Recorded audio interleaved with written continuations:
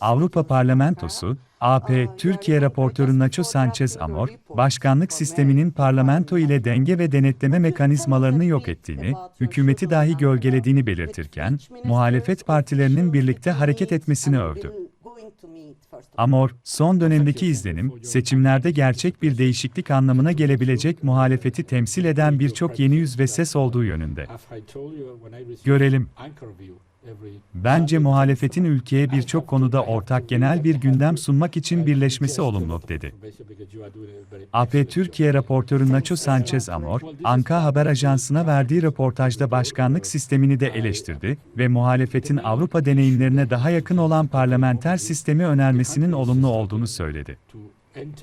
İnsan hakları savunucusu Osman Kavala ve Gezi duruşmasını izlemesinin hemen ardından Ankara'ya gelen ve Türkiye'ye İstanbul Sözleşmesi'ne geri dönme çağrısı yapan raportör Amor'un verdiği mesajlar şöyle.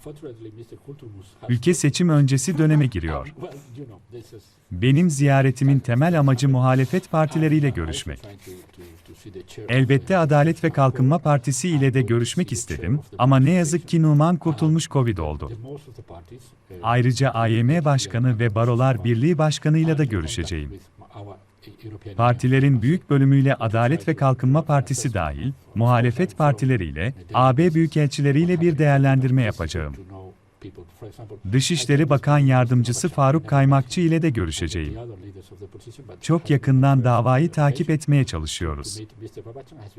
Bu bir nevi turnusol testi Türkiye için. Bu güvenirlikte, öngörülebilirlikte, Türkiye'nin Avrupa Konseyi'ne taahhütleriyle ilgili. Bunda ısrarcı oldum çünkü bu yurt dışından kişilerin gelip size taahhütlerinizi hatırlatması değil. Bu Türkiye'nin anayasası ile ilgili. Bu yurt dışından bir müdahale değil. Bunlar sizin taahhütleriniz ve siz Avrupa Konseyi'nin kurucu üyesi olmaya karar verdiniz. Ve bu beraberinde Avrupa Konseyi üyesi olarak yükümlülüklerinize uymanızı gerektiriyor. Evet, müzakerelerin askıya alınması konusunu raporda yine hatırlatacağız çünkü ilişkilerimizin diğer alanlarında bazı gelişmeler olmasına karşın insan hakları ve hukukun üstünlüğü konusunda hiç ilerleme yok. Benim amacım, katılım sürecinin hale ilişkilerimizin temelini oluşturduğu mesajını iletmek. Ve katılım sürecinin odağında insan hakları yer alır. Bu nedenle katılım süreci büyük bir değişim geçirmiyor. Ama ilişkilerin başka yönleri de var, mesela sondaj çalışmaları, Doğu Akdeniz, Yunanistan. Göç konusunda normal şekilde çalışıyoruz. Çevre ve güvenlik konularında yeniden üst düzey temaslarda bulunuyoruz. Bunlar güzel haberler. Ama aday ülke olduğu için ayrıştırmamız lazım. Bu aşamada Türkiye'den beklentimiz Avrupa Birliği'nin politikalarıyla, ki buna elbette dış politikada dahil, yapıcı olarak uyum sağlaması. Şu an bulunduğumuz noktada siz, Türkiye bir aday ülke. Bu da demek ki, bağımsız bir ülke olarak, dış politikanızı istediğiniz gibi idare edebilirsiniz. Ama siz AB üyesi olmak istediğiniz için her konuya değinmelisiniz.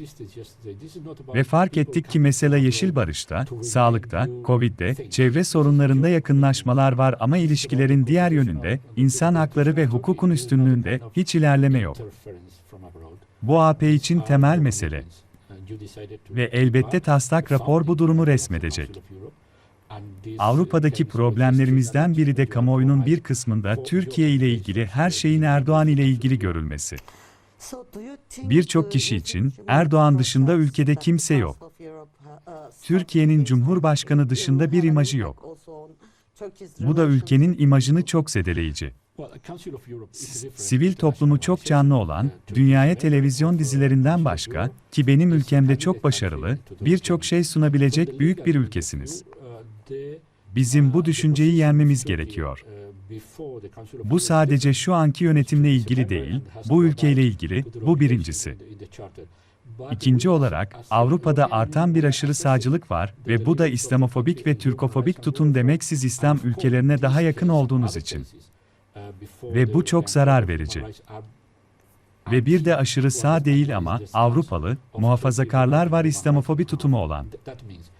Muhafazakarlar katılım süreciyle ilgili büyük hayal kırıklığı içinde ve bir kısmı ülkelerinin geri kalanına çok yararlandıklarını, Türkiye konusunda yapacak bir şey olmadığını söyledi.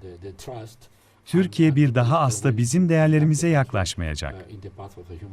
Değişmeyecek şeylere tutunduk, dedi. Bu eğilimin bir süredir durduğunu görmekten mutluyum ve bu tersine çevrilebilir. Son dönemdeki izlenim, seçimlerde gerçek bir değişiklik anlamına gelebilecek muhalefeti temsil eden birçok yeni yüz ve ses olduğu yönünde. Görelim. Bence muhalefetin ülkeye birçok konuda ortak genel bir gündem sunmak için birleşmesi olumlu. Bence, daha önce de söylediğimiz gibi aşırı merkezileştirilmiş başkanlık sistemi demokrasi için iyi olmadı. Olgun bir demokrasiyi kişisel bir düzenlemeyle geliştirmek kolaydır. Bu nedenle ülkede daha çok olanak sağlayan ve Avrupa deneyimlerine yaklaşan parlamenter sistem önerisinin olması bence olumlu. Ama sorun sadece yasal süreç değil. Fransa'da bir başkanlık sistemi var. Problem denge ve denetim. Türkiye'deki tüm sorun sadece aşırı merkezileşmiş başkanlık sisteminin dizaynı değil, ama denge ve denetlemenin olmaması. Parlamento, asıl siyaset kurumu, neredeyse yok oldu ve hatta hükümet bile sarayın politikalarıyla gölgelendi. Ve karmaşık yapıdaki her şey, saray diyebileceğimiz yere bağlıysa, bu ülke ve imajı için çok zarar verici. Ve bu açıdan baktığınızda sesli ve çoğulcu bir muhalefetin olması kamuoyu için toplumun karmaşıklığı ve toplumun sorunları için olumlu. Türkiye'deki siyasetin ortak zemini milliyetçilik. Bu da vatandaşların ideolojik bakışını azaltabilir. Ve bence birlikte hareket eden farklı partilerin olması, ülkeyle ilgili çok daha gerçekçi bir imaj sunuyor. Mültecilerin Yunanistan tarafından geri itilmesi çok endişe verici. AP bu konuyla uğraşıyor. Biz Frontex'i de eleştirdik. Frontex'in rolü konusunda çok tartıştık. Ama bir şeyin farkında olmanız lazım. Biz AB olarak bir aileyiz. Her üyeyi politikalarından ötürü eleştirebiliriz. Bu bizim ailemizin konusu. Bazen Türk yetkililerin dürüst arabulucu olmadığımızı söylediğini duyuyorum. Biz dürüst arabulucu olabiliriz. Biz masanın öbür tarafındayız. Biz Yunanistan'ız, biz Kıbrıs'ız. Bu AB. Elbette birçok politikada farklılıklarımız olacak ama üçüncü bir ülke söz konusu olduğunda elbette, Türkiye ile Yunanistan arasındaki sorunların diplomasiyle çözülmesini isteriz. Türkiye'nin Ege'deki endişelerini dinleyebiliriz. Ama sorun, çıkarlarınızı nasıl savunduğunuz ya da sunduğunuz. Yunanistan'ı bir kolonyal olarak yaftalarsanız, Almanya'yı kolonyal bir güç olarak nitelerseniz, bu sorunu çözmek için kullanılacak en iyi kart olmaz. Türkiye'nin komşularıyla iyi ilişkilere sahip olmasını tercih ederiz. Türk dış politikasını diplomatik yoldan yürütmeye yönelik her türlü girişimini çok olumlu karşıladık. Bu şu anlama gelir, eğer Türkiye Ermenistan'a güvenini yeniden kazanmaya çalışıyorsa, bu harika bir haber. İsrail ve Yunanistan ile de yeni bir ortam söz konusu. Bu iyi. Türkiye'nin Rusya-Ukrayna krizindeki tutumu da harika haber. Sözleşme ile dünyaya mücadelemizi gösterdik. Bu basit bir konu değil. Bu AB'deki bir sürü politika merkezinde olan bir şey. Ve bence, biz Türkiye'nin buna dahil olmasını isteriz.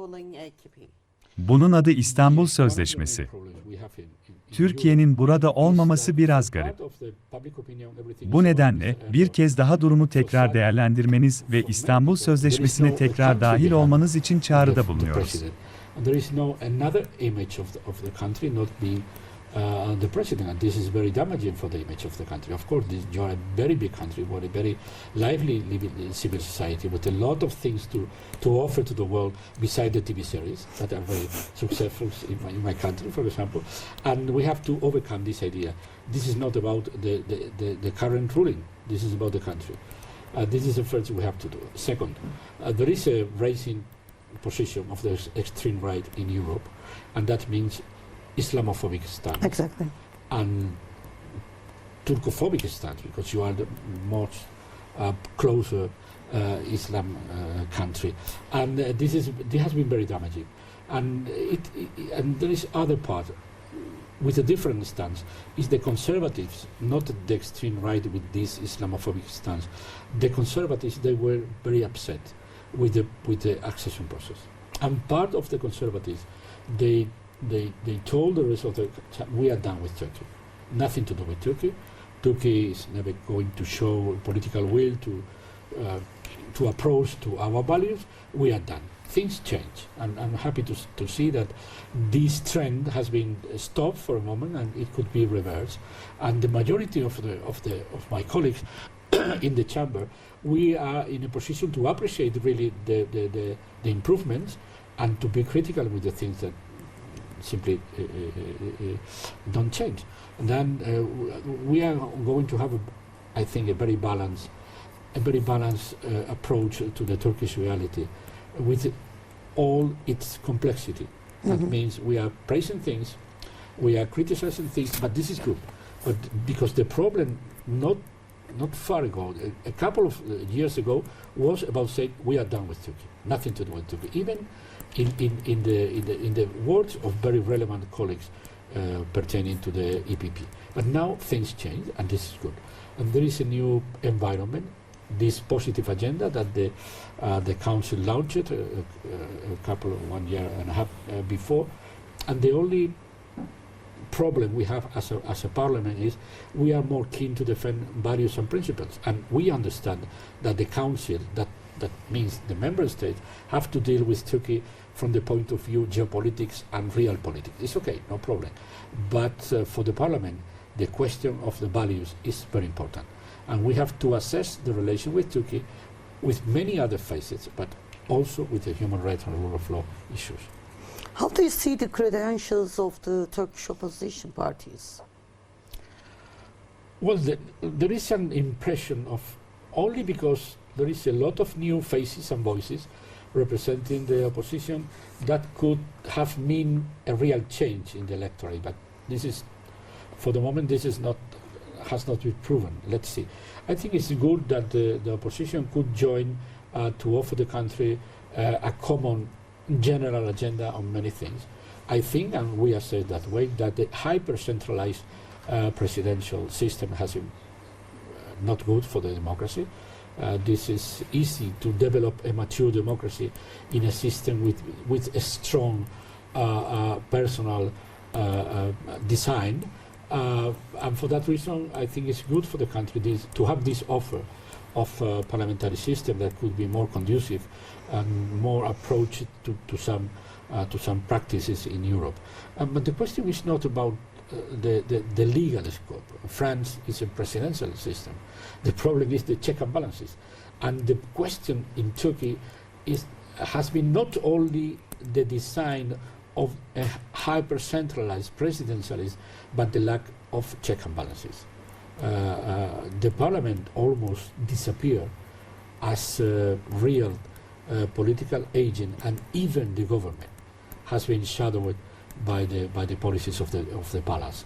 And if everything in a very complex country is depending only on what we can call the palace, this is very damaging for the country and for the image of the country. And from that point of view, to have a very vocal and very plural opposition is good for the public opinion to be aware of the complexity of the society and the plurality of the society. You know, the common ground of the Turkish politics is nationalism, and this is that could reduce the scope of the ideology of the citizen. And I think to have different parties acting together as the opposition parties, it offers a more realistic image of the real country. Thanks very much. We know EP stands towards Greece and Cyprus since they are the members of EU. But may I ask your sincere feelings when you read news that Greece is pushing back the refugees in the agency, which has been also recorded by Frontex? Yeah, this is very worrying, and the European Parliament has been tackling with the issue. We have criticized harshly Frontex. We had a lot of discussion on the role of Frontex in that, but you have to be aware on one issue. We as European Union, we always are able to criticize any member in many aspects of the policies, but this is part of our family. Sometimes I heard from the Turkish authorities, you are not being a honest broker. We can be a honest broker. We are on the other side of the table. We are Cyprus. We are Greece. This is the European Union. And of course, we could have differences in many policies, but when we have to act towards a third country, we are the European Union. Of course, we want that any problem between Greece and Turkey could be resolved in a diplomatic manner. This is the question. The question is not about not having problems. We have problems among us inside the European Union. The question is, how are we tackling with the problem?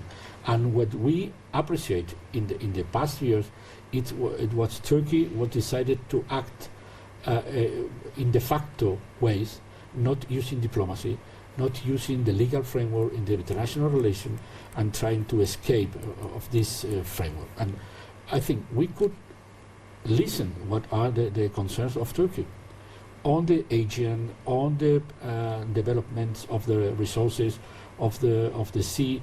But the question is, how are you defending or promoting your interests if you label Greece as a colony and you label Germany as a colonial power?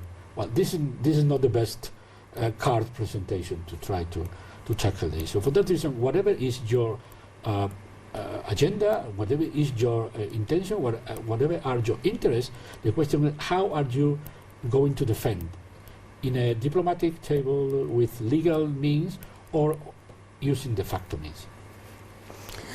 On Turkish foreign policy, you were mentioning a bit with respect to Turkey's normalizing relations with the EU countries, but there's also other attempts of Ankara trying to normalize its relations with the UAE, Israel, and maybe we're going to establish diplomatic relations with Armenia.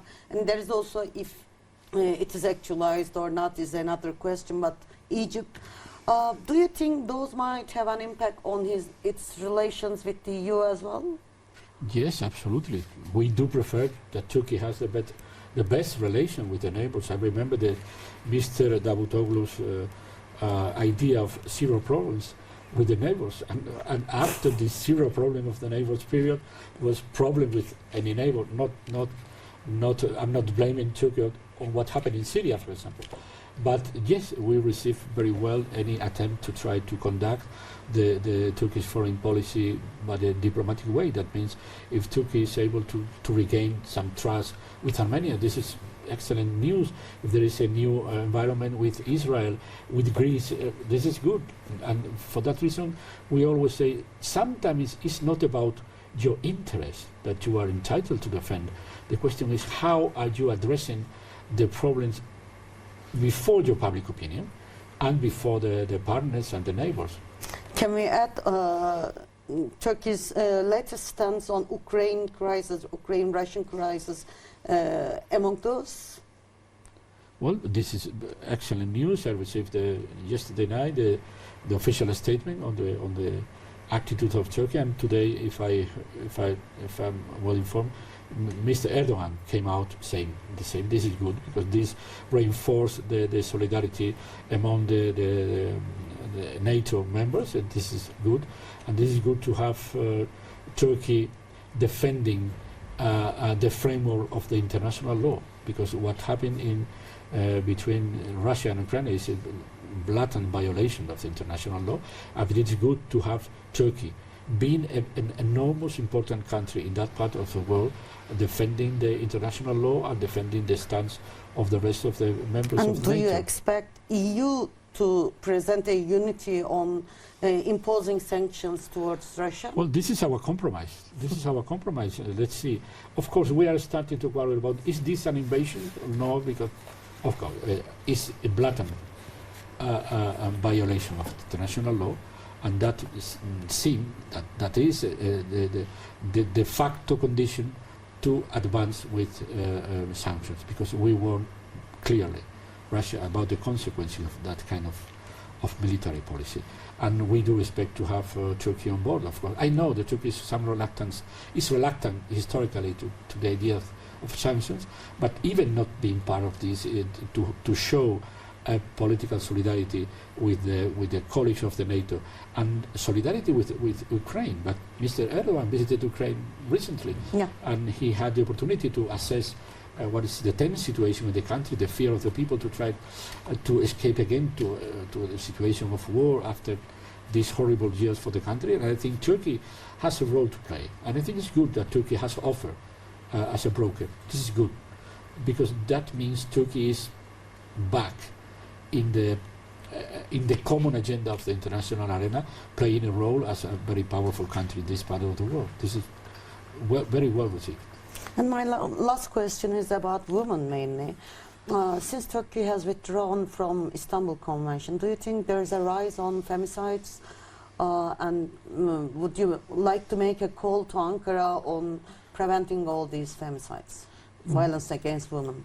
Yeah, well, the convention is the way in we, the international community, try to show to the world public opinion, this is our struggle.